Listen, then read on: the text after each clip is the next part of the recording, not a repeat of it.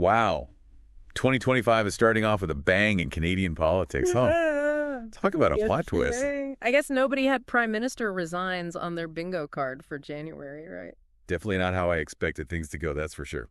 But all right, let's break this down. Justin Trudeau, Prime Minister for what, almost a decade now, steps down, boom, just like that. It was January 6th when he made the official announcement, yeah. Stepping down as leader of the Liberal Party, so that basically means, yeah, he's out as Prime Minister. So what happened? What pushed him to this point? Was it one big thing, or was it like a bunch of stuff building up? Well, we've got his resignation speech, and there's this news analysis that digs into the whole thing. And I mean, honestly, it looks like it was kind of a perfect storm, you know? A bunch of different factors all coming together. Okay, so like a too many things at once kind of situation? Yeah, exactly. I mean, in the speech, Trudeau mentions all these internal battles within the party, so there's that. But then you've also got the bigger picture stuff he's been dealing with, like his approval ratings have been kind of tanking lately. The news analysis talks about that. Oh, yeah, right. The public's been getting more and more worried about all those economic issues, haven't they? Yeah, exactly. I mean, think about it. Cost of living going up, housing costs are just crazy, and then you've got people concerned about the high immigration levels. All that stuff adds up to a lot of anxiety for people. And on top of all that, you've got the U.S. and those tariffs they keep threatening us with. Maybe Trudeau just felt like he couldn't deal with it all anymore. It's possible. And then there's the whole thing with Chrystia Freeland. Oh, man, right. Freeland resigning a month ago. That was a big deal. Yeah, she was the deputy prime minister and the finance minister, a huge role in the party. And she was pretty popular, too, so when she quit, it was definitely a shock. For sure. Okay, so remind me, how does Freeland's resignation fit into all this? Well, she'd been pretty critical of how Trudeau was handling those U.S. tariff threats, the ones from President-elect Trump. So when she quit, it kind of showed everyone that, yeah, there were some serious cracks within the Liberal Party, like those internal battles Trudeau mentioned. This was proof they were real. So it wasn't just the economy or the U.S., it was also trouble brewing in his own backyard. Exactly. Okay, so we've covered the internal drama. Now, about those U.S. tariffs, why are they such a big deal for Canada? Break it down for us. All right, imagine this. You're a Canadian business owner, right? Yeah. You're selling your products to people in the U.S. Everything's going fine. And then, bam, the U.S. slaps a 25% tariff on everything you sell. So now all your stuff is suddenly way more expensive for Americans to buy. Ouch. That's gotta hurt. No wonder everyone's so nervous. Yeah, no kidding. Businesses, investors, everyone's freaking out because nobody knows what's going to happen. That uncertainty, it just ripples through the whole economy. So let's recap. We've got all this fighting within Trudeau's own party, the economy's shaky, and then there's this potential trade war hanging over our heads. Yeah, I can see why he decided to step down. It's a lot. Yeah, it's a lot to handle. And to make things even trickier, remember, the Liberals were already trailing behind the Conservatives in the polls. Oh, right. So this whole leadership change, it could really shake things up even more, couldn't it? Oh, absolutely. And there's even the chance of a snap election, too. Wait, seriously? An election on top of everything else? It's possible. Think about it, the opposition parties. They might see this whole mess as a golden opportunity, right? They could try to force an election, try to take advantage while things are unstable. So how would they even do that? Just call for an election out of the blue? Not exactly. They'd probably use something like a key vote in Parliament, you know, like on the speech from the throne or when they're voting on the budget. They could turn that into a confidence motion. And if the government loses that vote, bam, that could trigger an election. So it's like a political chess game. Everyone's making their moves, trying to predict what the other side will do. Exactly. Okay, this is getting good. So let's talk about the players then. Who are the people who might end up replacing Trudeau? Give us the names, the potential contenders. All right, so a few names are already being thrown around. Yeah. There's Chrystia Freeland, even though she just resigned. She's still really popular within the Liberal Party, so it's possible she could make a comeback, you know. And then you've got Mark Carney. Carney, oh yeah, isn't he like a big deal in the finance world? Yeah, he's the finance guy. He's run both the Bank of Canada and the Bank of England, so he's got the experience for sure. So he's got the economic know-how, that's for sure. Yeah. Who else is in the running? Well, there's also François-Philippe Champagne. He's held a bunch of different positions in the government, and he's got a strong background in international trade and foreign affairs. That could be really important with all the tension between Canada and the U.S. right now. Right, yeah. If we're trying to navigate a trade war, someone who knows how to deal with other countries would be helpful. Exactly. Okay, so we've got three potential candidates, each with their own strengths and weaknesses. Yeah. It will be interesting to see how this all plays out. But I guess the big question is, what does Trudeau stepping down actually mean for Canada? Like, for the average person, what changes? Well, that's the million-dollar question, isn't it? I mean, this whole thing just throws a ton of uncertainty into everything. The political scene, the economy, everything. Yeah, it's like, well, it feels like we're all kind of holding our breath, Yeah. waiting to see what happens next. Yeah, it's a big moment for sure. And I mean, in the short term, I think the economic impact's probably going to be a lot of caution, like businesses might hold off on any big decisions, investors could get a little jumpy. Everyone's just kind of waiting to see how things shake out. Wait, but didn't the Canadian dollar actually go UP after Trudeau resigned? That doesn't really sound like everyone's being super cautious, does it? Yeah, you're right. That is interesting.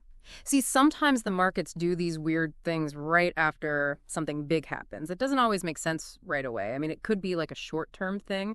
Maybe some investors were actually hoping for a leadership change. And so when it happened, it was like, oh, okay, phew, at least that happened. So like a little sigh of relief before everyone remembers, oh, right, we still have all these other problems to deal with. Exactly. But in the long run, the economic impact, it really all depends on who takes over and what they decide to do, like what their priorities are. We're talking about stuff that affects regular people, cost of living, housing, jobs.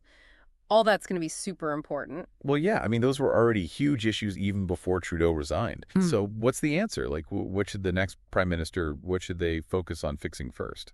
Well, there's no magic bullet, unfortunately, but the news analysis we were looking at, it pointed to a few key areas. First, they've got to do something about the cost of living and housing, right? People need to be able to, afford to live. Yeah, for sure. It's kind of hard to focus on anything else when you're worried about whether you can pay rent or buy groceries. Exactly. And then, of course, there's the whole U.S. tariffs thing. If those actually happen, we need a plan. Maybe diversifying our trade, not putting all our eggs in one basket. And we've got to make sure our own industries are strong enough to handle it. So like building up a kind of economic defense system in case a trade war actually breaks out. Right, a good way to put it. And then finally, we need a stable environment for businesses. That means having clear policies, no more surprises. Got to make sure investors still feel good about doing business in Canada, even with all this political drama going on. Okay, so basically it's like a three-part plan. Make life more affordable for people, get ready for those tariffs, and keep the economy running smoothly. That's a pretty tall order, huh? It definitely is. But speaking of tall orders, let's go back to those potential candidates for a minute. We were talking about Freeland, Carney, and Champagne. What do you think about their leadership styles? What kind of prime ministers do you think they'd be? Okay, so if this was like a political reality show, who do you think would be the front runners based on personality? Yeah. Give us the inside scoop. All right. Well, people often describe Freeland as someone with a really sharp mind. She's definitely smart, and she's got strong political instincts too. Plus, she's shown she can handle tough situations. And that whole resignation thing, it might actually make her look even stronger, she's someone who sticks to her principles. So she's got the experience, and she's not afraid to stand up for what she believes in. Yeah. What about Carney? He's the finance whiz, right? Yeah. Exactly. Carney's the one with all the economic expertise. He's guided central banks through some pretty crazy times, the 2008 financial crisis, but on a Canadian scale. So people see him as really level-headed, the kind of guy who can stay calm when things get tough, someone you can trust to make the right call. So if the economy's a ship in a storm, Carney's the captain you want on deck. Good analogy. And then there's Champagne. His whole background is in international relations and trade.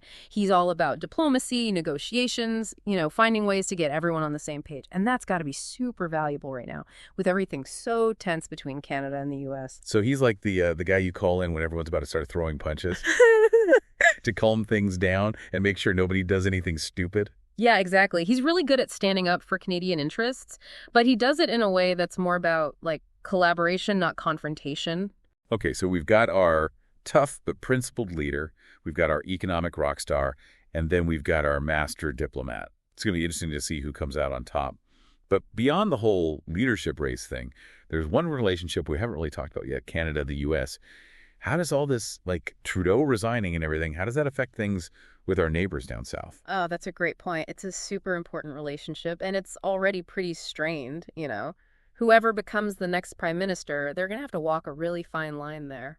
Yeah, it's like you want to stay friends with your neighbor, but you also don't want to let them walk all over you. Exactly. And depending on who takes over, we could see some really different approaches to dealing with President-elect Trump and those tariffs he keeps talking about. Okay, so let's play a little game here. What if?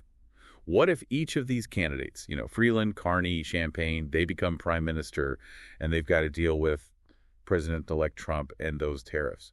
What does that look like? Paint us a picture. All right. All right. I like this game. So let's start with Freeland. Remember, she was already speaking out against Trump's policies even before she quit. So if she's the one running the show now, I think we could see Canada taking a much stronger stance, really standing up for our interests, even if it means things get a little rough with the U.S. So a little more Canada first, huh? Not backing down from a fight. Yeah, exactly. She might, push back more in those trade talks, really focus on supporting Canadian industries. She might even start cozying up to some other countries, building up alliances to kind of balance out the U.S.'s influence. Interesting strategy. Okay, now what about Carney? He's the calm and collected one, right? Right. Carney's biggest strength is that he's got all this experience in international finance.